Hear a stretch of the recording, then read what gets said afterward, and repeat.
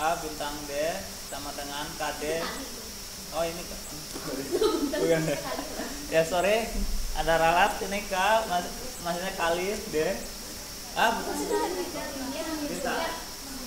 Oh itu ada.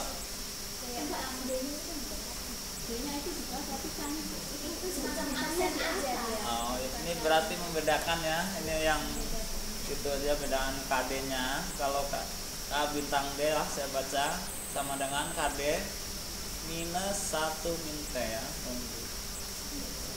Ya keterangannya K bintang D sama dengan biaya hutang setelah pajak. T biasa tarif pajak. Ya contoh soalnya kita simak.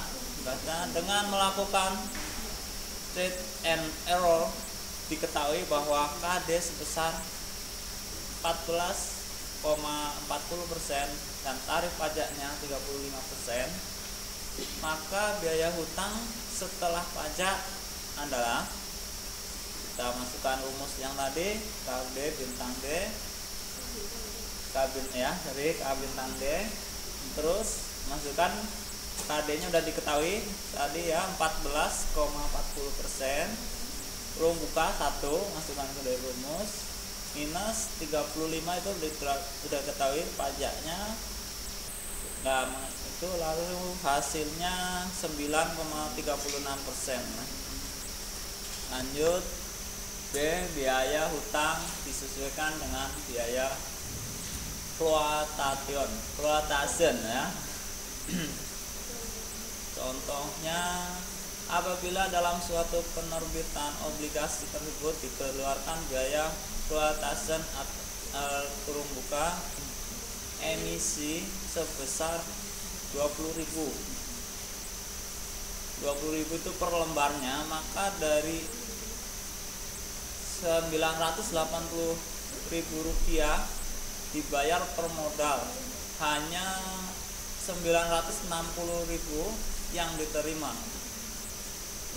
oleh perusahaan, maka dihitung sebelum pajak sama dengan 960 itu yang diterima oleh perusahaan dimasukkan sama dengan sigma 10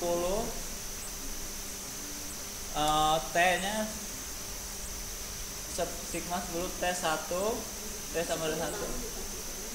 Tahun yang pertama ini T sama dengan 1, terus ditambah ini di 140.000 per atau dibagi 1 ditambah KD pangkat T ditambah 1 juta per 1 ditambah KD pangkat 10.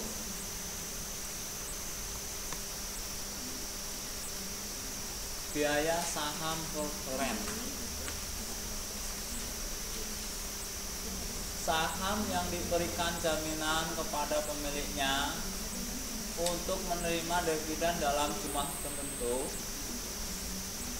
yaitu penghitungannya KP sama dengan D per P ya.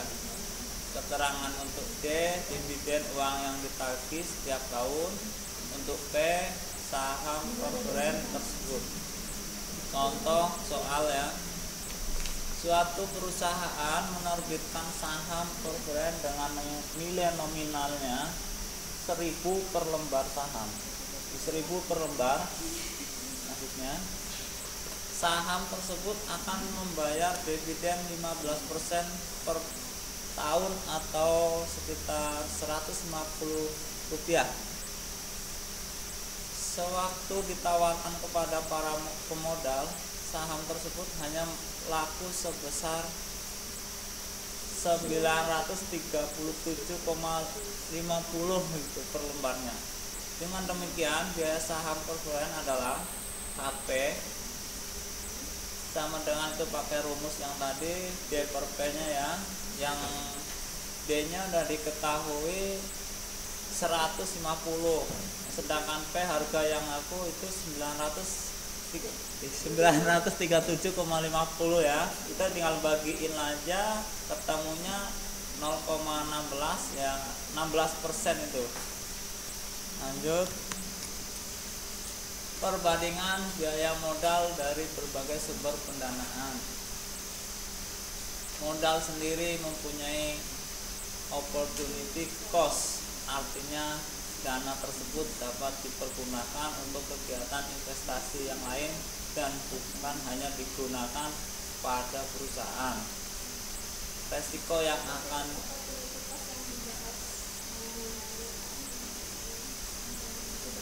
ya ini lupa Mbak. Ya lanjut ya, resiko yang akan mereka tanggung akan lebih besar jika modalnya berasal dari utang. Biaya saham preference, resiko yang ditanggung pemilik saham preference masih lebih besar dari resiko kreditur, tetapi lebih rendah dari pemilik saham biasa. Lanjut, metode dengan mengkaitkan cap investasi dengan keputusan pendanaan. Biaya modal rata-rata tertimbang weighted average cost of capital. Kedua, adjusted net present value atau APV dengan bahasa ibu Vivinya APV. Ya, penggunaan biaya modal rata-rata tertimbang atau WACC ya.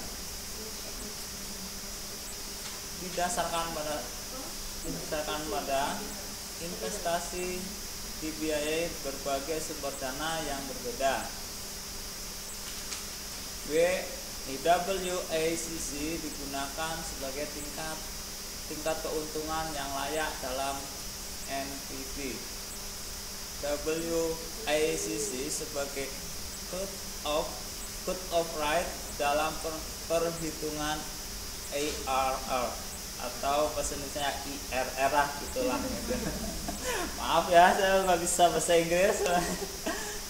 Jika dengan tingkat bunga WACC diperoleh NPV positif atau juga IRR kurang lebih dari WACC, maka investasi itu menguntungkan ya.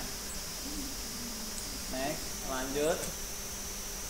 Satu, perhitungan WACC. Misal, proyek didanain dengan laba ditahan modal sendiri ditaksir 15%. Dengan biaya emisi saham baru 3% dan utang atau KD sama dengan 12% sebelum tax. PPH sama dengan 30%. Cari biaya modal masing-masing sumber pendanaan. B saham baru sama dengan B modal sendiri dibagi 1 min B emisi ya. Tinggal masukkan ke rumus, terus ketemunya sekitar 15,5%. Dan B utang after tax kita masukkan KD bintang itu sama dengan KD 1 min PPH ya. Kita hitung KD nya udah diketahui 12%, terus kita masukkan rumus 12% ini kan kita KD di sini ya, udah diketahui. Kita masuk ya itu kan di contoh soal gitu, misal gitu kan. Ini kan dikira utangnya KD 12%, ya masukin aja 1 min 0,3 itu ya 30%, sama dengan hasilnya 8,4% ya. Keterangan sumber dana emisi saham baru komposisinya 40%, laba yang ditahan 30%, utang 30%. Terus lihat tabel di sini, ada tabel sumber dana saham baru, laba yang ditahan, utang, biaya WACC. Kita dapat lihat misalnya sumber dana ya, kita ambil saham baru, posisinya udah itu dapat diketahui 0,40, terus biaya modal after tax itu udah 15,5%, terus rata-rata tertimbang di situ 6,20% ya. Terus laba yang ditahan kita dapatkan hasil komposisi 0,30, terus biaya modal after tax di situ 15% ya. Dan biaya tertimbang 4,50%. Terus utang di situ udah kita ketahui, lihat tabel 0,30, terus biaya modal after tax 8,4%, terus biaya rata-rata tertimbang itu 2,52%. Dari situ dapat kita ketahui biaya WACC sebesar 13,22% ya. Kita dijumlahkan dari biaya itu rata-rata tertimbang. Jadi kita ada keterangan jika IRR lebih besar dari 13,22%, maka proyek ini dianggap menguntungkan.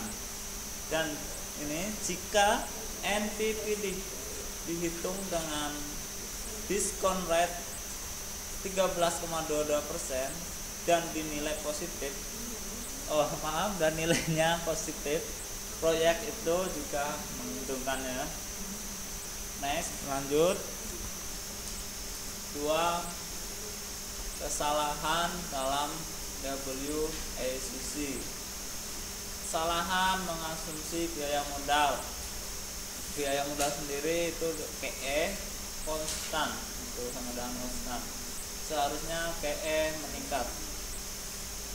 Terus kemungkinan yang digunakan struktur modal perusahaan saat ini seharusnya menggunakan struktur modal yang optimal.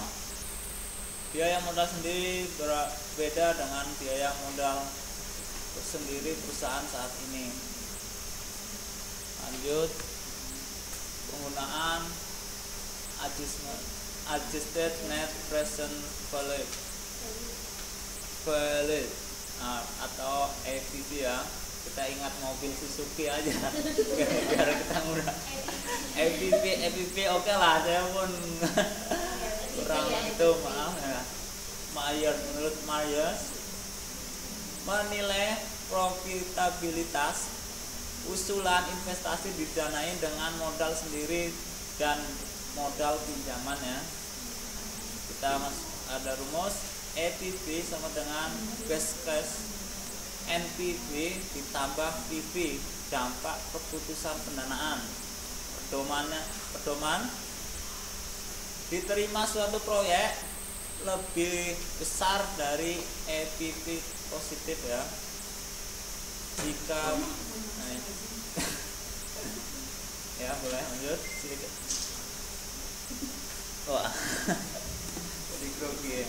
Jika ya lanjut boleh, jika best case NPV negatif asalkan PV dampak keputusan bernilai positif lebih dari nilai negatif, best case NPV-nya ya, proyek diterima karena NPV-nya itu positif ya. Ya, silakan boleh lanjut. 2 kasus ya dalam penghitungan APV ya. Penambahan utang permanen dengan usia ekonomis dalam kurung tak terhingga ini ya. Dinilai menguntungkan. PV penggunaan utang lebih besar best case NPV, maka APV positif. Tapi jika dibiayai 100% modal sendiri tidak menguntungkan. Terus proyek dengan usia ekonomi